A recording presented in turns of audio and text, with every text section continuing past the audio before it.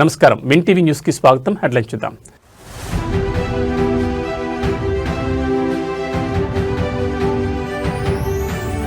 AP assembly సమావేశాలు ప్రారంభం. వైద్య సౌకర్యాలపై చర్చ.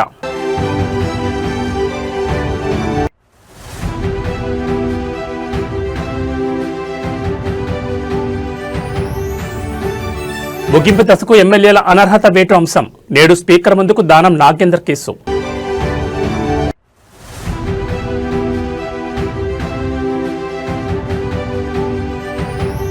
రాజ్యసభ ఎన్నికల షెడ్యూల్ విడుదల. తెలంగాణలో 2 స్థానాలకు ఎన్నికలు.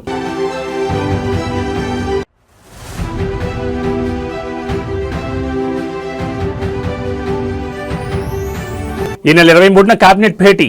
అసెంబ్లీ బడ్జెట్ సమావేశాల నిర్వహణపై చర్చ.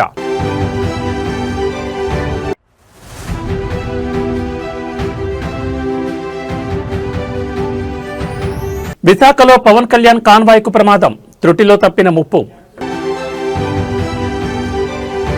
ఇక వివరాలు చూస్తే ఆంధ్రప్రదేశ్ అసెంబ్లీ బడ్జెట్ సమావేశాలు కొనసాగుతున్నాయి. 5వ రోజు అంటే ఈ రోజు సభ ప్రారంభమైంది. ప్రశ్నోత్తరాలతో సభా కార్యకలాపాలను స్పీకర్ సిహెచ్ అయ్యన్న పాత్రుడు ప్రారంభించారు. అంతకుముందు ఆయన మాట్లాడుతూ అసెంబ్లీలో ఆడియో వ్యవస్థలో సాంకేతిక లోపం ఉందన్నారు. ఈ నేపథ్యంలో అందుకు ప్రత్యామ్నాయ వ్యవస్థ ఏర్పాటు చేసినట్టు తెలిపారు.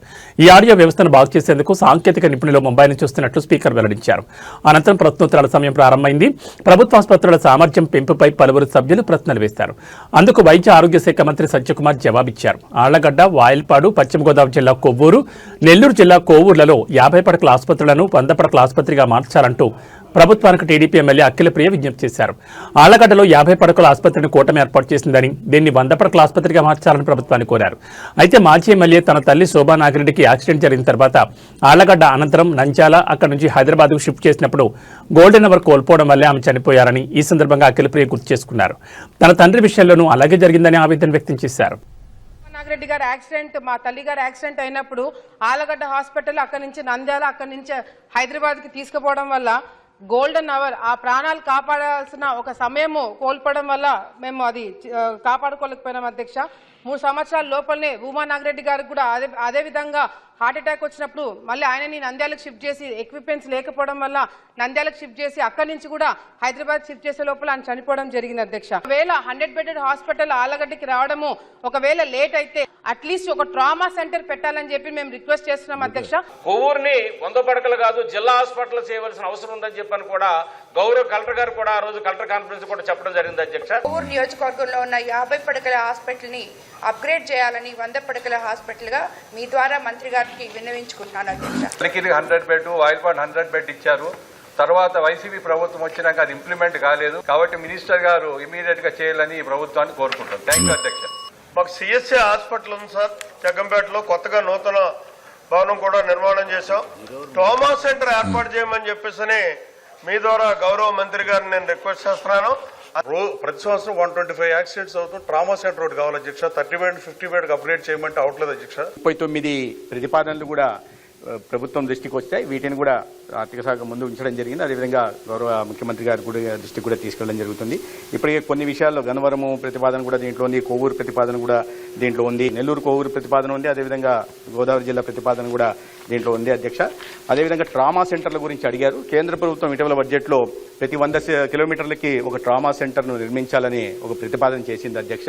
కేంద్రం నుంచి కూడా సహకారం అందిస్తుంది కాబట్టి ఖచ్చితంగా గౌరవ శాసనసభ్యుల కోరిక మేరకు ఆ ఆసుపత్రుల్లో ట్రామా సెంటర్లు నిర్మాణం ప్రయత్నం చేస్తాం. ఈ ప్రాణం విలువైందిగా కూటమి ప్రభుత్వం భావిస్తుంది అధ్యక్ష. అందుకని దీన్ని దృష్టిలో పెట్టుకుని ఒక కొత్త పాలసీ తీసుకొచ్చి 50 పడకల కన్నా తక్కువ ఉన్న నియోజకవర్గాన్ని గుర్తించి పీపీపీ మోడల్లో ఒక 100 పడకల మల్టీ స్పెషాలిటీ ఆసుపత్రులను కూడా నిర్మించాలనే ప్రతిపాదన ఉంది. దాని గురించి ఇప్పటికే 61 అసెంబ్లీ నియోజకవర్గాల్ని మొదటి దశలో గుర్తించడం జరిగింది. ఆ పాలసీ 1-2 నెలల్లో పాలసీ రోల్అవుట్ అయిన తర్వాత ఈ ఉన్న వాటిని ఎగ్జిస్టింగ్ ప్రభుత్వ హెల్త్ పబ్లిక్ సెక్టార్లో ఉంటున్న హెల్త్ సెక్టార్ ఉంటున్న వాటిని అప్గ్రేడేషను, అదేవిధంగా పీపీపీ మోడల్లో మల్టీ స్పెషాలిటీ ఆసుపత్రులు కూడా నిర్మించి ప్రజల ప్రాణాలు పోకుండా కాపాడుకునే ప్రయత్నం చేస్తామని.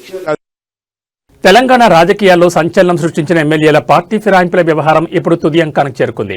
శాసనసభ స్పీకర్ గడ్డం ప్రసాద్ కుమార్ ఈ కేసులపై విచారణను వేగవంతం చేశారు. నేడు ఖైరతాబాద్ ఎమ్మెల్యే దానం నాగేంద్రపై దాఖలైన అనర్హత పిటిషన్లపై స్పీకర్ కీలక విచారణ జరపనున్నారు. పార్టీ ఫిరాయించారనే ఆరోపణలు ఎదుర్కొంటున్న ఎమ్మెల్యేల జాబితాలో ఇప్పటికే 8 మందిపై విచారణ ప్రక్రియ పూర్తయింది. సుదీర్ఘ వాదనలు విన్న అనంతరం సదరు 8 మంది ఎమ్మెల్యేలకు స్పీకర్ గడ్డం ప్రసాద్ క్లీన్ చిట్ ఇచ్చారు. దీంతో వాళ్ళందరికీ ఊరట లభించినట్లయింది. ఎమ్మెల్యే దానం నాగేందర్ పార్టీ మారడాన్ని సవాల్ చేస్తూ ప్రతిపక్షాలు 2 వేర్వేరు అనర్హత పిటిషన్లు దాఖలు చేశాయి. బీఆర్ఎస్ ఎమ్మెల్యే పాడి కౌశిక్ రెడ్డి ఒక పిటిషన్ దాఖలు చేయగా బీజేపీ ఎమ్మెల్యే ఏలేటి మహేశ్వర్ రెడ్డి మరో పిటిషన్ దాఖలు చేశారు. ఈ 2 పిటిషన్లను నేడు స్పీకర్ తన ఛాంబర్లో విచారించి ఇరుపక్షాల వాదనలు విననున్నారు. మరోవైపు స్టేషన్ గన్పూర్ ఎమ్మెల్యే కడియం శ్రీహరిపై దాఖలైన అనర్హత పిటిషన్ను స్పీకర్ రేపు విచారణకు స్వీకరించనున్నారు. ఈ వరుస విచారణతో తెలంగాణ అసెంబ్లీ వర్గాల్లో భారీ ఉత్కంఠ నెలకొంది. ఫిరాయింపుల కేసులో స్పీకర్ తీసుకోబోయే తుది నిర్ణయం రాష్ట్ర రాజకీయాలపై ఎలాంటి ప్రభావం చూపుతుందో చూడాలి. మరి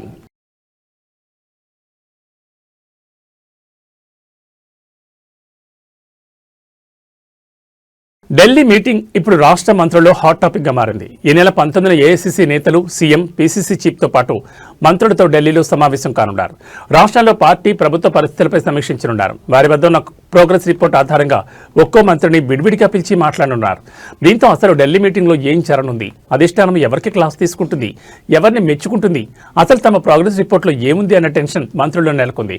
తమ పనితీరుపై హైకమాండ్ రెస్పాన్స్ ఎలా ఉంటుందోనని మెజార్టీ మంత్రుల్లో ఆందోళన కనిపిస్తోంది. ఈ క్రమంలోనే నేడు సాయంత్రం వారంతా ఢిల్లీకి చేరుకోనున్నారు. జూబ్లీహిల్స్, బైపోల్, పంచాయతీ, మున్సిపల్ ఎన్నికల్లో వారి పనితీరుపైన సమీక్ష ఉంటుందని సమాచారం. మంత్రుల పెర్ఫార్మెన్స్ పై అధిష్టానం వద్ద ఇప్పటికే పలు నివేదికలు ఉన్నట్టు తెలిసింది. మంత్రులు, పార్టీ అధ్యక్షుడి పనితీరుపై పార్టీ ఇన్ఛార్జ్ మీనాక్షి నటరాజన్ ఎప్పటికప్పుడు నివేదికలు సమర్పిస్తున్నారు. ఈ మధ్య ఢిల్లీ పర్యటనలో భాగంగా సీఎం రేవంత్ సైతం మినిస్టర్ల పెర్ఫార్మెన్స్ పై హైకమాండ్కు నివేదిక ఇచ్చినట్టు తెలుస్తోంది. అధిష్టానం సైతం ఆ 2 నివేదికలతో సంబంధం లేకుండా ప్రత్యేక దూతల ద్వారా మరో నివేదిక తెప్పించుకున్నట్లు ప్రచారం జరుగుతోంది. వాటన్నిటిని స్టడీ చేసిన ఏఐసీసీ నేతలు మంత్రుల పనితీరుపై ఓ అవగాహనకు వచ్చినట్టు సమాచారం. ఈ సందర్భంగా ఒక్కొక్క మంత్రిని విడిగా పిలిచి ఆ నివేదికల్లోని నెగిటివ్ అంశాలపై వివరణ తీసుకునే అవకాశం ఉందని ప్రచారం జరుగుతోంది. కొంతమంది మంత్రులకు వ్యతిరేకంగా అధిష్టానానికి ఫిర్యాదులు సైతం అందినట్టు తెలిసింది. అందులో సహచార మంత్రుల కంప్లైంట్స్ సైతం ఉన్నట్లు సమాచారం. వీటన్నింటిపై అధిష్టానం వివరణ తీసుకునే ఛాన్స్ ఉంటుందనే చర్చ పార్టీ వర్గాల్లో జరుగుతోంది.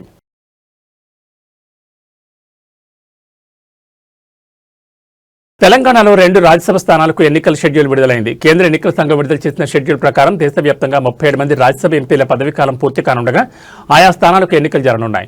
ఈ ఎన్నికలకు ఫిబ్రవరి 26న నోటిఫికేషన్ రానుంది. మార్చి 5వ తేదీ వరకు నామినేషన్ల స్వీకరణ, 6న స్క్రూటినీ, మార్చి 9వ తేదీ వరకు నామినేషన్ల విత్డ్రా జరగనున్నాయి. మార్చి 16న ఉదయం 9 గంటల నుంచి 4 గంటల వరకు పోలింగ్ జరగనుండగా అదే రోజు సాయంత్రం 5 గంటల నుంచి ఓట్ల లెక్కింపు ప్రారంభమవుతుంది. మార్చి 20వ తేదీ నాటికి దేశవ్యాప్తంగా రాజ్యసభ ఎన్నికలు ముగియనున్నాయి. ఏప్రిల్ 9వ తేదీతో తెలంగాణ ఎంపీలైన కేఆర్ సురేష్ రెడ్డి, అభిషేక్ సింఘ్వి పదవీకాలం పూర్తి కానున్నాయి. ఆ 2 స్థానాలకు ఎన్నికలు నిర్వహించేందుకు ఎన్నికల సంఘం సిద్ధమవుతోంది. కేఆర్ సురేష్ రెడ్డి బీఆర్ఎస్ నుంచి, అభిషేక్ మను సింఘ్వి కాంగ్రెస్ పార్టీ నుంచి రాజ్యసభలో ప్రాతినిధ్యం వహిస్తున్నారు. మొత్తం 37 స్థానాలకు రాజ్యసభ ఎన్నికలు జరగాల్సి ఉంది. వీటిలో 7 మహారాష్ట్ర, ఒడిశాలో 3, తమిళనాడు, పశ్చిమ బెంగాల్లో 6 స్థానాలు, అస్సాంలో 3, బీహార్లో 4, ఛత్తీస్గఢ్లో 2, హర్యానా, హిమాచల్ ప్రదేశ్లో ఒక్కొక్క స్థానానికి, తెలంగాణలో 2 స్థానాలకు ఎన్నికలు జరగనున్నాయి.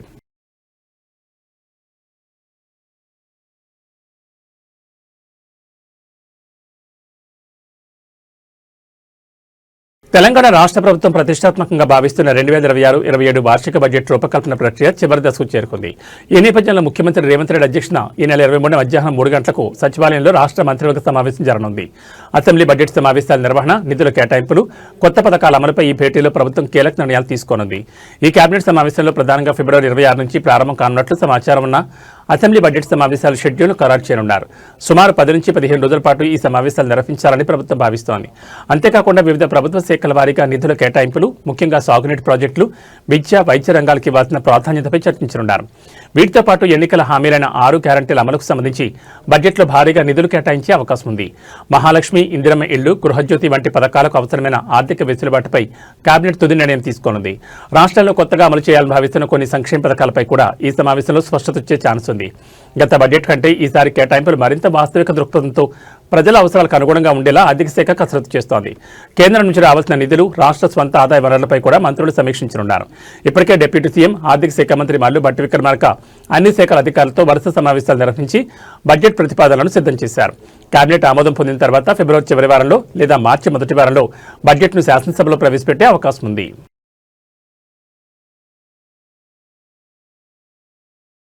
సిటీ ఆఫ్ డెస్టినీ విశాఖపట్నం అంతర్జాతీయ నౌకాదళ సమీక్షతో దగదగలాడుతోంది. భారత నావికాదళ చరిత్రలో నిలిచిపోయేలా బుధవారం ఉదయం విశాఖ సాగర్ తీరంలో ఐఎఫ్ఆర్ 2026 వేడుకలు అత్యంత వైభవంగా నిర్వహించబడ్డాయి. దేశాధినేత సాయుధ దళాల సర్వసైన్యాధ్యక్షురాలు రాష్ట్రపతి ద్రౌపది ముర్ము ఈ మహాసమీక్షలో పాల్గొని నౌకాదళ సత్తాను వీక్షించారు. 6 వరుసల్లో బారులుతీరిన 71 యుద్ధ నౌకలు విశాఖ సముద్ర గర్భంలో అద్భుత దృశ్యాన్ని ఆవిష్కరించాయి.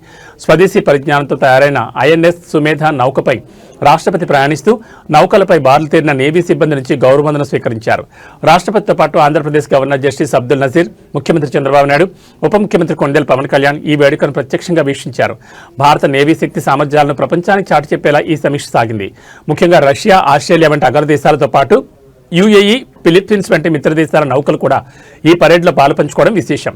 మిలాన్ విన్యాసాల్లో భాగంగా జరుగుతున్న ఈ ఐఎఫ్ఆర్ సముద్ర భద్రతలో భారత్ పోషిస్తున్న కీలక పాత్రను ప్రపంచానికి చాటి చెప్పింది.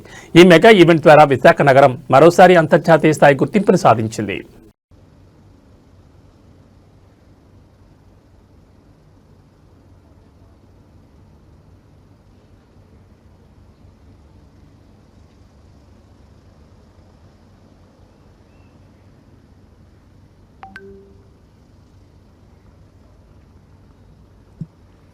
Ladies and gentlemen, you are requested to rise for the national song and national anthem. देवियों और सज्जनों, आपसे अनुरोध है कि राष्ट्रीय गीत और राष्ट्रगान के सम्मान में अपने अपने स्थान पर खड़े हो जाएं।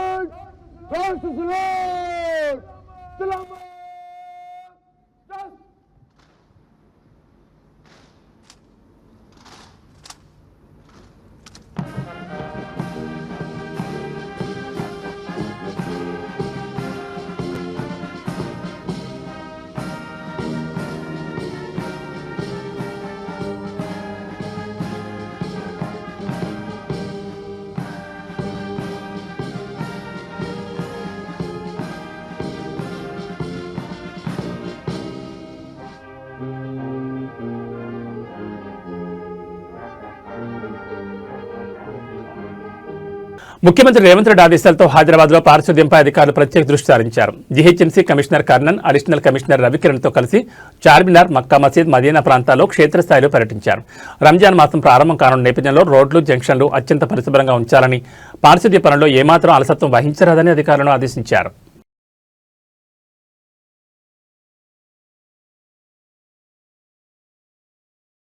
మంచిర్యాల జిల్లా కేతనపల్లిలో హైటెన్షన్ వాతావరణం నెలకొంది. స్థానిక బీఆర్ఎస్ నేత మాజీ ఎమ్మెల్యే బాలకసుమన్ నివాసం వద్ద భారీగా పోలీసులు మోహరించారు. బాలకసుమన్ అరెస్ట్ చేస్తారన్న సమాచారం నేపథ్యంలో ఆయన నివాసానికి వందల సంఖ్యలో కార్యకర్తలు చేరుకున్నారు. మంత్రి వివేక్ వెంకటస్వామికి వ్యతిరేకంగా కార్యకర్తలు పెద్ద ఎత్తున నినాదాలు చేశారు. కేతనపల్లి మున్సిపాలిటీలో మున్సిపల్ చైర్మన్ ఎన్నిక మంగళవారం వాయిదా పడింది. ఆ క్రమంలో ఘర్షణలు చోటు చేసుకుని ఉద్రిక్త వాతావరణం ఏర్పడింది. అలాంటి వేళ ఇవాళ కేతనపల్లిలో బంద్కు బీఆర్ఎస్ పార్టీ పిలుపునిచ్చింది. ఈ నేపథ్యంలో పోలీసులు అప్రమత్తమయ్యారు. మంగళవారం నాడు పోలీసులు విధులకు ఆటంకం కలిగించడంతో పాటు ఎస్ఐ కానిస్టేబుల్ పై దాడి చేశారని దేవాపూర్ ఎస్హెచ్ఓ గంగారాం ఫిర్యాదు చేశారు. దీంతో బాలకసుమన్ సహా పలువురు బీఆర్ఎస్ నేతలపై కేసులు నమోదు చేశారు. చెన్నూరులో బీఆర్ఎస్ మాజీ కౌన్సిలర్ అనిల్ ను ఇప్పటికే పోలీసులు అదుపులో తీసుకున్నారు. మిగతా నాయకులను అరెస్ట్ చేసేందుకు పోలీసులు ప్రయత్నాలు ముమ్మరం చేశారు. ఇటీవల జరిగిన మున్సిపల్ ఎన్నికల్లో కేతనపల్లి మున్సిపాలిటీలోని మొత్తం 22 వార్డుల్లో బీఆర్ఎస్ 10, కాంగ్రెస్ 7, సిపిఐ 4 స్వతంత్ర అభ్యర్థి గెలుపొందారు. దీంతో హంగ్ ఏర్పడింది. బీఆర్ఎస్, సిపిఐ కూటమి మధ్య పొత్తు కుదిరి 14 మంది సభ్యులతో పాలకవర్గానికి కైవసం చేసుకోవడం ఖాయమైంది. ఇక మంత్రి Vivek, MP Vamsikrishna ex official సభ్యులుగా పేరు నమోదు చేసుకోవడంతో పాటు స్వతంత్ర అభ్యర్థులు సైతం కూడగట్టుకోవడంతో కాంగ్రెస్ బలం 10 స్థానాలకు పరిమితమైంది. సభ్యుల ప్రమాణ స్వీకారం తర్వాత 10 నిమిషాల పాటు ఉన్నతాధికారులు విరామం ప్రకటించారు. ఈ సమయంలో కాంగ్రెస్ సభ్యుడు బీఆర్ఎస్ నేతల వద్దకు వెళ్లి మంతనాలు జరపడంతో అసలు గొడవకు దారితీసింది. అనంతరం చోటు చేసుకున్న వరుస పరిణామాల నేపథ్యంలో బీఆర్ఎస్ మాజీ ఎమ్మెల్యే బాలకసుమన్పై పోలీసులు కేసు నమోదు చేశారు.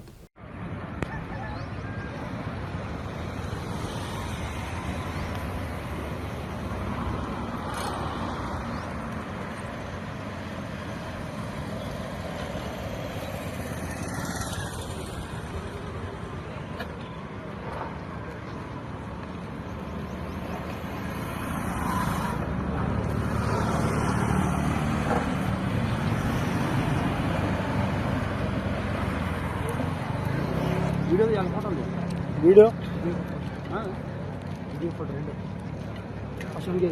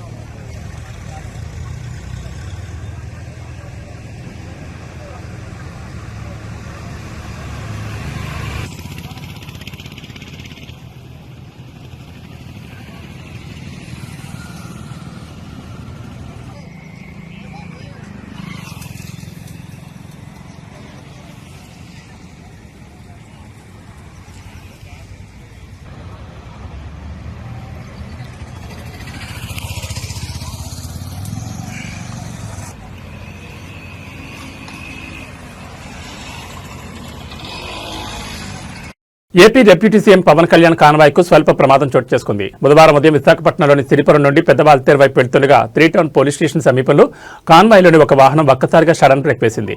దీంతో వెనుక వస్తున్న కాన్వాయ్లోని చివరి వాహనం దానిని బలంగా ఢీకొట్టింది. ఈ ఘటనలో వాహనం ముందు భాగం స్వల్పంగా దెబ్బతిన్నప్పటికీ ఎవరికీ ఎలాంటి గాయాలు కాకపోవడంతో అధికారులు, భద్రతా సిబ్బంది ఊపిరి పీల్చుకున్నారు. ఇదిలా ఉంటే ప్రమాదం జరిగిన సమయంలో పవన్ కళ్యాణ్ కాన్వాయ్లో లేకపోవడం గమనార్హం. ఆయనను పికప్ చేసుకోవడానికి రాడిసన్ బ్లూ హోటల్కు కాన్వాయ్ వెళ్తుండగా ఈ సంఘటన చోటు చేసుకుంది. ప్రమాద సమాచారం అందుకున్న వెంటనే పోలీసులు ఘటనా స్థలానికి చేరుకుని దర్యాప్తు చేపట్టారు. మధ్యాహ్నం జరగబోయే అధికారిక కార్యక్రమాలకు హాజరయ్యేందుకు ఆయన విశాఖకు వచ్చినట్లు సమాచారం.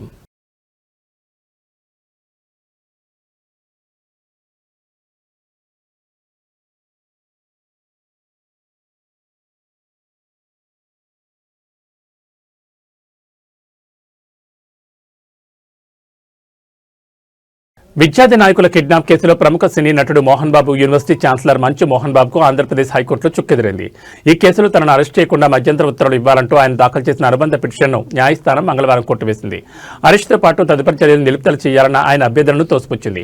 ఈ వ్యాజ్యంపై జస్టిస్ వెంకట్ జ్యోతిర్మయి విచారణ చేపట్టారు. కిడ్నాప్ ఘటనకు ముందు ఆ తర్వాత కూడా కేసులో ప్రధాన నిందితుడైన యూనివర్సిటీ పీఆర్ఓ సతీష్తో మోహన్ బాబు ఫోన్లో మాట్లాడారని, మెసేజ్లు కూడా పంపుకున్నారని పోలీసుల తరపు న్యాయవాది కోర్టుకు తెలిపారు.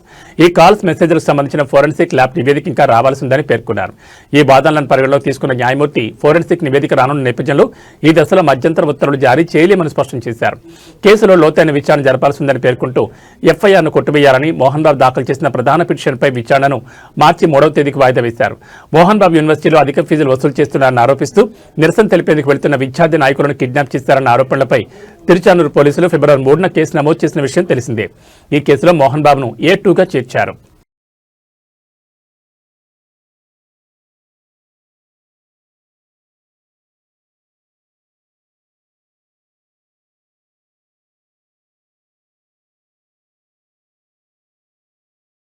భూ వివాదానికి సంబంధించిన కేసులో న్యాయస్థానం ఆదేశాలను ఉద్దేశపూర్వకంగా ఉల్లంఘించారనే ఆరోపణలపై మెదక్ జిల్లా కలెక్టర్ రాహుల్ రాజ్కు తెలంగాణ హైకోర్టు భారీ షాక్ ఇచ్చింది.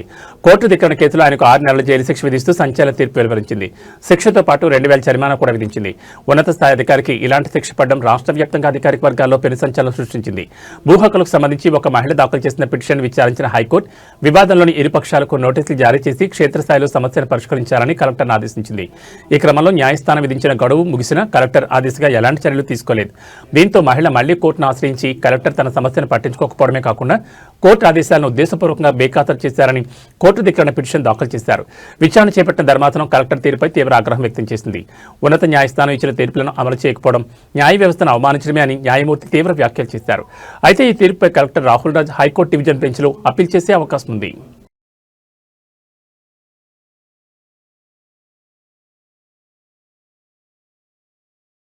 మదనపల్లిలో 7 ఏళ్ల బాలికపై అత్యాచార ఘటన తెలుగు రాష్ట్రాల్లో తీవ్ర కలకలం రేపింది. తాజాగా ఈ కేసులో కీలక పరిణామం చోటు చేసుకున్నట్టు తెలుస్తోంది.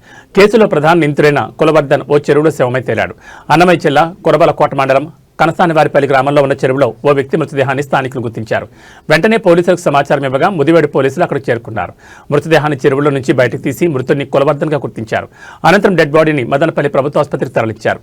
కులవర్ధన్ ఆత్మహత్య చేసుకున్నట్లుగా అనుమానిస్తున్నారు. మరోవైపు కులవర్ధన్ ఇంటి వద్ద పోలీసులు బందోబస్తు ఏర్పాటు చేశారు. కులవర్ధన్ ఆత్మహత్య చేసుకున్నాడా లేక ఎవరైనా హత్య చేశారన్న కోణంలో పోలీసులు దర్యాప్తు చేస్తున్నారు. మరోవైపు బాలిక మృతదేహానికి పోస్టుమార్టం పూర్తవగా స్వగ్రామంలో అంత్యక్రియలు నిర్వహించారు. కడప జిల్లా రాగిమాందిన్నపల్లిలో భారీ బందోబస్తు నడుమ బాలిక అంత్యక్రియలు ముగిశాయి.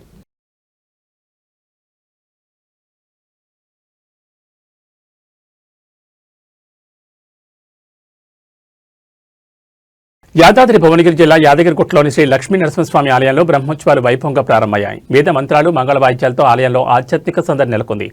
ఆలయ మూలవర్యుల అనుమతితో నిజాభిషేకం, విశ్వక్షేణారాధన, జలపూజ, పుట్టమట్టిలో నవధాన్యాలు నాటడంతో పాటు స్వస్తివచనం వంటి వైదృశ్య కార్యక్రమాలతో బుధవారం బ్రహ్మోత్సవాలకు ఆలయ అర్చకులు అధికారులు శ్రీకారం చుట్టారు. ఉదయం 10 గంటలకు స్వస్తివాచన ఘట్టాన్ని ప్రారంభించారు. సకల దేవకోటిని ఉత్సవాలకు విచ్చేసి సర్వలోకాలకు క్షేమాన్ని కలిగించమని వేడుకునే కార్యక్రమం పాంచారాత్రగ్రమ శాస్త్ర ప్రకారం జరిపారు. తొలి పూజల్లో కలెక్టర్ హనుమంతరావు, ఆలయ అనువంశిక ధర్మకర్త భాస్కరాయని నరసింహమూర్తి, ఈవో భవానీ శంకర్, టీఈఓ భాస్కర్ శర్మ, ప్రధాన అర్చకులు కాండూరి వెంకటాచార్యులు, ఆలయ అధికారులు, అర్చకులు పాల్గొన్నారు. లక్ష్మీ నరసింహస్వామి వార్షిక బ్రహ్మోత్సవాలు బుధవారం నుంచి ఈ నెల 28 వరకు జరగనున్నాయి. 24న స్వామివారి ఎదుర్కోలు, 25న తిరుకళ్యాణం, 28న అష్టోత్తర శతఘటాభిషేకం నిర్వహించి ఉత్సవాలకు ముగింపు పలుకనున్నారు. ఉత్సవాల సందర్భంగా నిత్య కళ్యాణం, బ్రహ్మోత్సవం, సుదర్శన నారసింహ హోమం, జోడు సేవలు, ఏకాదశి లక్ష్మీ పుష్పార్చనలను అధికారులు రద్దు చేశారు. ఇక బులెటిన్ ముగించే ముందు హెడ్లైన్స్ మరోసారి.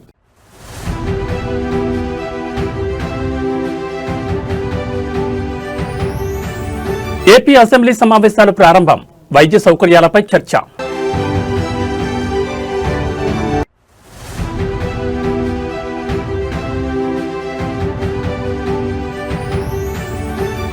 ముగింపు దశకు ఎమ్మెల్యేల అనర్హత వేటు అంశం, నేడు స్పీకర్ ముందుకు దానం నాగేందర్ కేసు.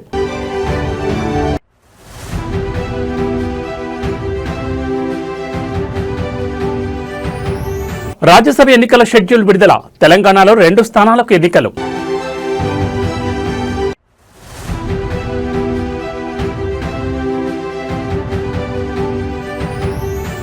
ఈ నెల 23న కేబినెట్ భేటీ, అసెంబ్లీ బడ్జెట్ సమావేశాల నిర్వహణపై చర్చ.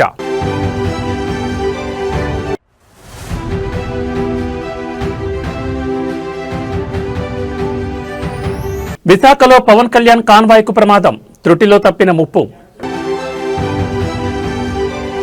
ఇవి బులెటిన్ విశేషాలు. నమస్కారం.